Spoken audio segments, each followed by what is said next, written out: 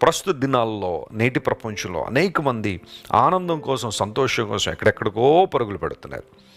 ఈ మధ్య నేను విన్నాను, ముంబైలో ఒక మ్యూజిక్ కాన్సర్ట్ జరిగింది. టికెట్ల కోసం వేలాది రూపాయలు చెల్లించి ఆ స్టేడియంకి వెళ్ళారు. అక్కడ పాడుతున్న పాటలు, అక్కడున్న లైటింగ్స్, అక్కడున్న ఆ సౌండ్ ఎఫెక్ట్స్కి మనిషి ఏదో ఒక ఉల్లాసాన్ని, ఉత్సాహాన్ని పొందుతున్నట్టుగా భావిస్తున్నాడు. ప్రపంచంలో ఇలాంటి పనులు ఎన్నో జరుగుతున్నాయి. లోక సంబంధ కార్యాల్లో మనిషి తనమునకలై ఆనందాన్ని, సంతోషాన్ని పొందాలనుకున్నాడు. కానీ అది ఎంతకాలం ఉంటుంది? కొంతకాలం ఉండి గతించిపోయేది. శాశ్వతమైన ఆనందం కాదు.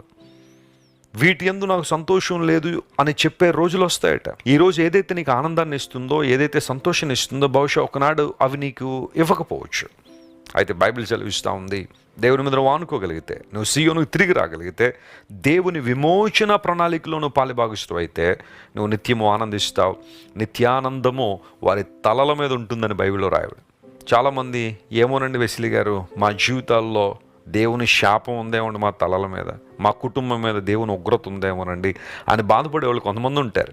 దేవుని బిడ్డలారా, ఖచ్చితంగా పాపం మనిషిని శాపంలోకి నెట్టేసింది, కాదంటలేదు. కానీ యేసుక్రీస్తు ప్రభును అంగీకరించినప్పుడు, యేసుక్రీస్తు ప్రభుతో సమాధానపడినప్పుడు, ఆయన రక్షణ భాగ్యాన్ని స్వీకరించినప్పుడు నీ మీద ప్రతి శాపాన్ని, ప్రతి అపరాధాన్ని దేవుడు కొట్టివేసి నిన్ను ఆయన విడుదల చేశారు. నీకు విముక్తినిచ్చారు ఆయన.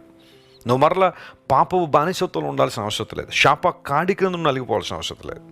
You can rejoice in the lord. నువ్వు దేవునిలో ఆనందించగలవు, దేవునిలో సంతోషించగలవు. అపోస్తలుడైన పౌలు ఇదే అంటాడు, ప్రభువునందు ఆనందించండి, మరలా చెబుతున్న ఆనందించండి.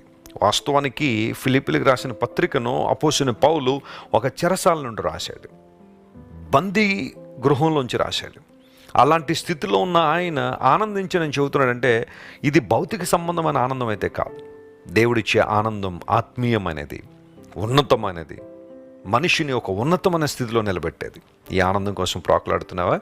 ప్రభు పిలుస్తున్నాడు. దుఃఖమును నిట్టూర్పు తొలగిపోవాలంటే ప్రభు దగ్గరికి రావాలి. ఈరోజు వాగ్దానాన్ని క్లెయిమ్ చేసుకుని ప్రభువును స్తుతించండి. అసాధారణ అద్భుతాలు మీ జీవితంలో జరుగుతాయి.